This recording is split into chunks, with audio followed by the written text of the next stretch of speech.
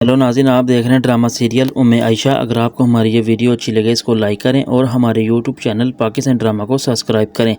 लेकिन आयशा भी काफ़ी ज़्यादा खुश होती है क्योंकि वो अपने माँ बाप के फ़ैसलों को कबूल कर लेती है और अपनी अच्छी ज़िंदगी का आगाज़ करने के लिए जा रही होती है।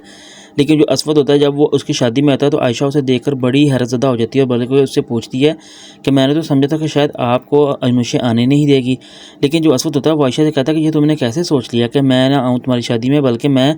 इस वजह से आया हूँ कि मेरी मदर और तुम्हारी मदर आपस में फ्रेंड और इस वजह से ताकि हम दोनों घर एक दूसरे के रिश्ते से जुड़े हुए हैं। लेकिन जो अनुशा होती है वो असफद से जब फ़ोन पर बात करती है और उसे कहती है कि आयशा कैसी लग रही है, तो असफद उसे बताता है कि आयशा बहुत अच्छी लग रही है और बहुत ज़्यादा खूबसूरत है, बल्कि बहुत प्यारी लग रही है। लेकिन अनुशा जब ये इस तरह की बातें आयशा के बारे में सुनती है तो बड़ी गुस्से में आ जाती है और उससे कहती है कि तुम मुझे ये बताओ, आखिर तुम वहाँ पे किसको पसंद करने गए हो, किसी शादी पे गए या आयशा को पसंद करने के लिए गए। लेकिन आयशा जो से होती है वो काफ़ी खुश होती है, उसके घर वाले भी, क्योंकि इस वजह से कि वो अपने माँ बाप की इज़्ज़त का ख्याल रखने के लिए इस फैसले को कबूल तो कर लेती है।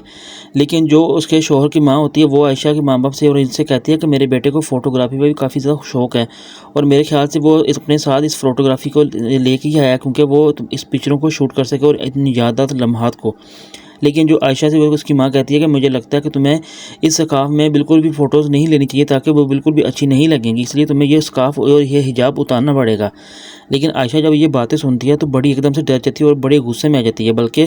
वो उसकी माँ से कहती है कि आंटी, मैं आपको ये बताना चाहती हूँ कि मैंने सारी ज़िंदगी अपने हिजाब को अपनी शान समझा है,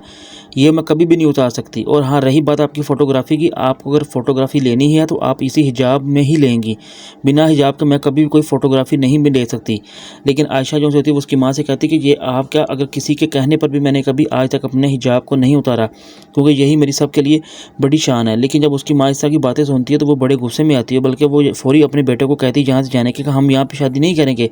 आज अगर तुम्हारी बीवी ये सारी इस तरह हमारी मेरे मुँह पर इस तरह की बातें कर रही है तो कल पता नहीं क्या होगा।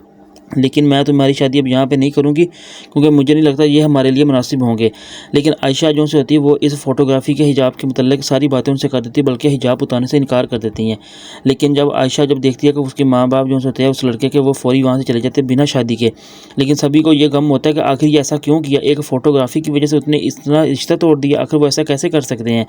लेकिन हमारी जो बेटी है उसकी सिर्फ अगर शान इसी में ही थी कि वो हिजाब कर सकती है या अपना हिजाब नहीं उतार सकती, इसमें तो कोई बड़ी बात नहीं है। लेकिन आयशा के माँ बाप बड़े गम में होते हैं क्योंकि वो यही चाहते हैं कि आखिर उन्होंने ऐसा नहीं करना चाहिए था जो वो कर चुके हैं।